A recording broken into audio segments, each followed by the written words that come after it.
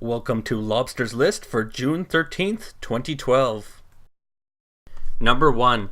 Paper Sorcerer is a first-person RPG with adventure game elements and turn-based combat. The player assumes the role of a sorcerer trapped inside the magic book that serves as his prison. Spells and items are used to solve puzzles. The sprites are hand-inked with a monochrome style to the world.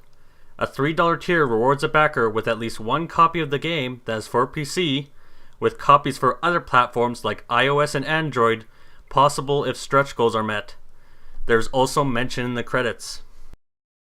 Number 2.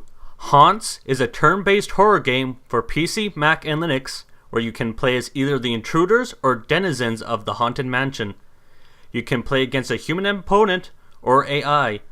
Mob Rule Games promises to be transparent with its salaries, revenue, and expenses. They are trying to complete this game for a Halloween launch this year. For a $5 pledge, a backer will get a copy of the game, but for $10, a backer gets an additional copy for a friend and initials in the credits. Number 3. CLANG for PC is a sword fighting game with one-on-one multiplayer dueling. It plans to initially use low latency motion controllers like the Razer Hydra, but will have keyboard and mouse support as well. This arena game will have an API to make mods to support other type of weaponry. The $25 tier has a copy of the game. The pitch video itself is very amusing with sword fights in the background. Number 4. Cult, subtitled Awakening of the Old Ones, is an open-ended game with similarities to Dwarf Fortress. You can rediscover ancient gods in your adventurous travels and become a cult leader. There is a focus on rich storytelling with procedural generation of civilizations, lore, and inhabitants of the world. A $1 pledge can have a backer's name included in the pools of names for peons, while $10 provides an alpha access, a title in the forum, and naming of a merchant or guard. Number 5. HeXit is a point-and-click adventure game for PC, Mac, and Linux. The story is set in a sci-fi world where you play as a female police lieutenant dealing with a conspiracy. All graphics will be pre-rendered with a minimum resolution of 1280 by 720. There will also be English voice acting for in-game dialogue, and $10 gets a backer a DRM-free copy of the game.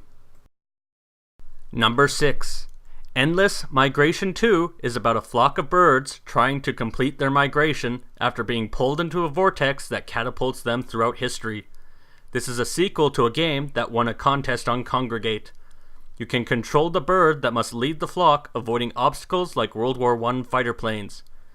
The game will have a free browser-based version, with there being a $5 tier to pre-order the mobile version of the game. Now, on to honorable mentions. Spellbound is a multiplayer game of wizards throwing spells against each other, made with the Unreal Development Kit.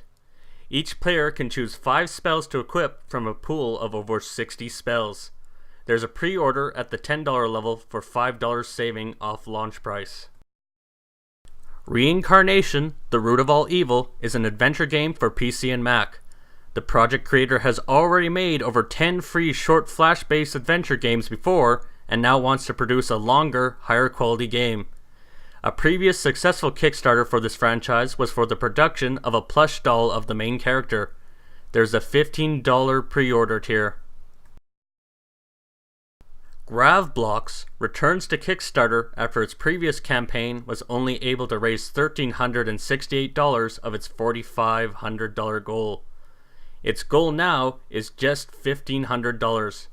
It is a puzzle game where gravity will change directions when 3 gravity blocks are matched together. The $10 tier provides a download of the game for PC or Mac.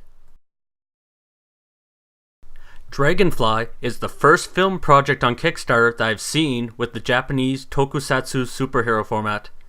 An example of an American equivalent of a tokusatsu film would be RoboCop. The genre in Japan has a wide spectrum from family programming to more violent and philosophical works.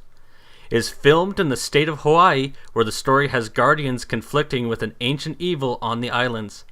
The main character was a contestant on So You Think You Can Dance, who mixes martial arts into his style.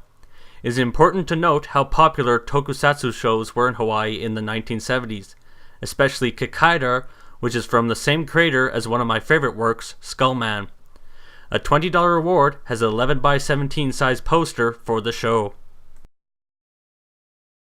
Thank you for watching, and I hope this helps those projects.